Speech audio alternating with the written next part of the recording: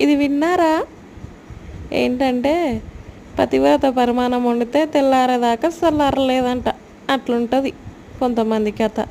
ఏంటంటే హ, మంచి పనులు చేస్తారు, మంచి మంచి పనులు చేసి పెళ్ళిళ్ళు చేసుకుంటారు. పెళ్ళిళ్ళు చేసుకున్న తర్వాత పతివ్రతలు పతితులు పరమన్నాలు వండేస్తారనమాట. వీళ్ళకి ఎవరిదన్నా ఒక మాట ఏదైనా దొరకగానే దాన్ని పట్టుకొని 10 మందికి చాటింపేయడం, 10 మందితోటి మాటలు అనిపించడం, వీళ్ళు ముచ్చట పెట్టడం, వాళ్ళతో ముచ్చట పెట్టియడం. వీళ్ళకి ఇదే పని, వేరే పని పాట అనేదే ఉండదు. సిగ్గుండాలి ఇట్లాంటి వాళ్ళకి.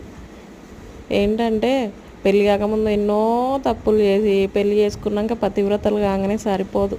మనది చూసుకొని ఎదుటి వాళ్ళది కూడా మాట్లాడాలి. ఫస్ట్ మనది ఆలోచించుకోండి. ఎందుకంటే మీ తప్పులు చూసింది కూడా వాళ్ళే. మీరు ఎవరి గురించి అయితే మాట్లాడతారో వాళ్ళు మీ తప్పులన్నీ చూసి ఉంటారు. అర్థమైందా? సిగ్గు లేకుండా మళ్ళీ ప్రతిదానికి పక్క వాళ్ళ గురించి మాట్లాడడం.